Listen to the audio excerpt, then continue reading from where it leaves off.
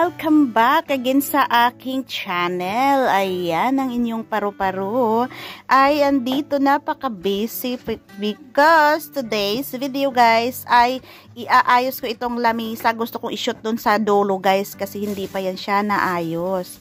Ayan, kasi meron yan TV doon sa ilalim guys. Nakita niyo may itim doon guys. Ayan, TV yan guys na maliit at malaki. Yung malaki nasa 56 inches yan guys, which is para yan sa aming kwarto sa baba. Tapos yung maliit naman din, para din yan sa kwarto sa baba kasi may dalawa kaming spare room sa baba. At ayan, dahil hindi pa nga tapos ay hindi pa natin yan pwedeng ibaba.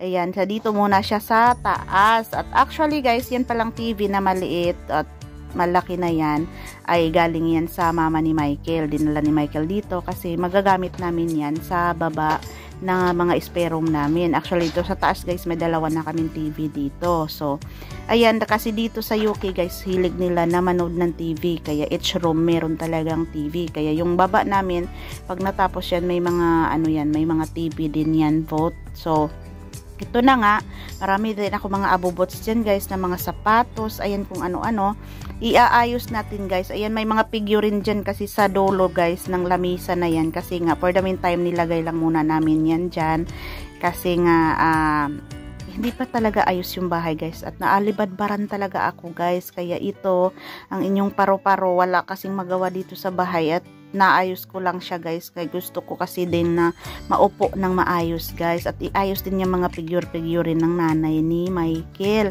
Yan yung nakita nyo yung aking ginagawa guys, mga figurine yan guys na ayan, nilagay ko muna sa lamisa kasi itong mga pinatungan ko dyan actually guys ay ano yan, table of, parang nest table siya guys na maliit, malaki, ganyan, tapos medium, ayan, yan ang for the meantime na nilagyan na muna namin para hindi mga basag yung mga figurine ng kanyang mother dear. Kasi kung hindi nyo alam guys, yung mga figurine na yan guys ay hindi mo yan basta-basta na bibili.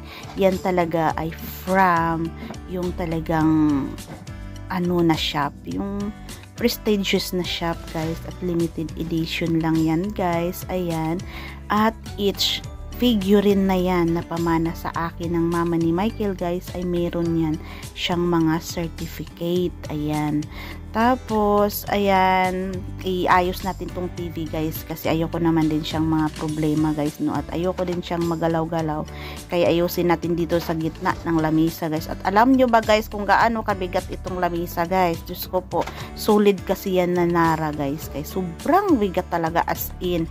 Pero ayan, alam nyo naman na brasuhan si Butterfly, ayan, kaya na ano ko dad naman, hila lang ang sikreto dyan. Ayan, so ayan na nga guys, ayan yung nakita nyo, ganyan.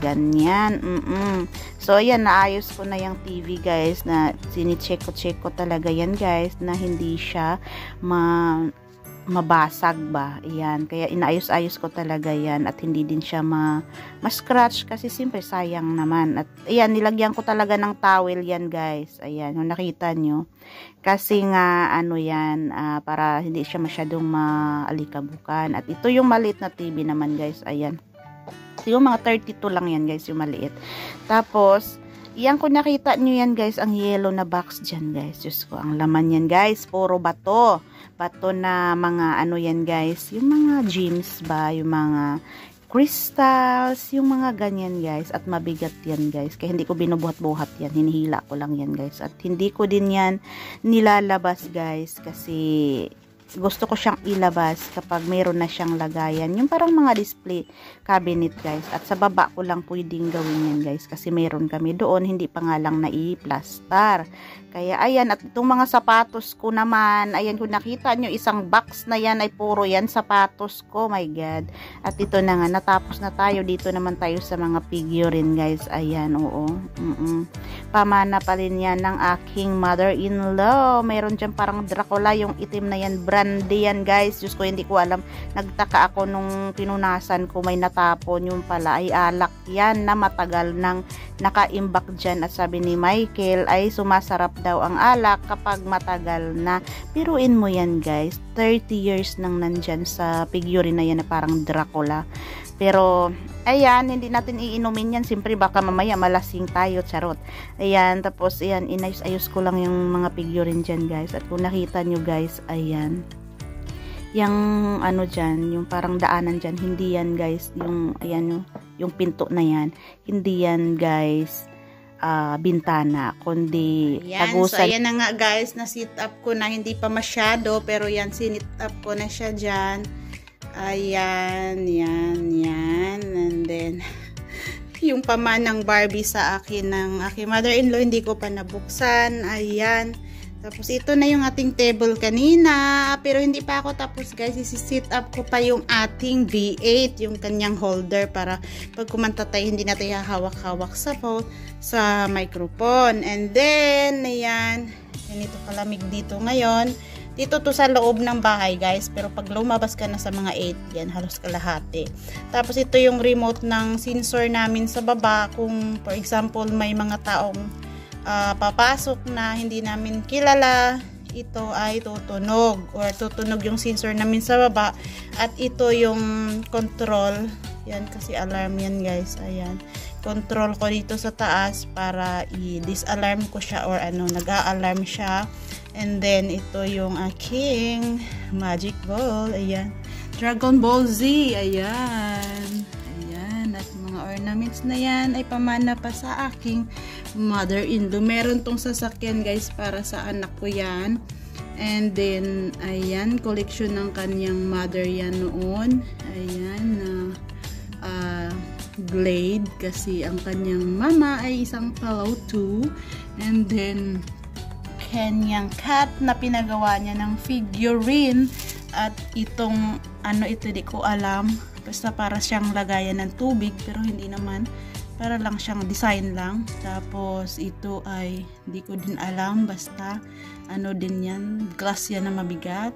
And then yung mga eggs niya, parang Easter egg lang. Tapos ayan, yung kanyang collection din ng ano, fox, kasi mayroon din siyang alagang fox nung nabubuhay pa siya.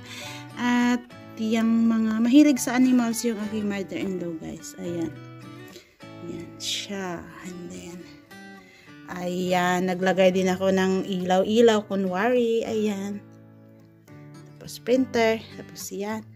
Tapos yan. At para meron tayong upuan, naglagay din ako ng isang upuan pa dyan guys, para talagang tayo ay comfortable. Ay, ang mga shoes namin sa baba guys, huwag nyo na yung alalahanin, at dyan ko lang muna yan ilalagay, kasi sa ngayon wala pang lagayan, hindi pa tapos yung baba. At yun lang, thank you so much. Sit up na din tong ating V8, at yun lang, bye bye.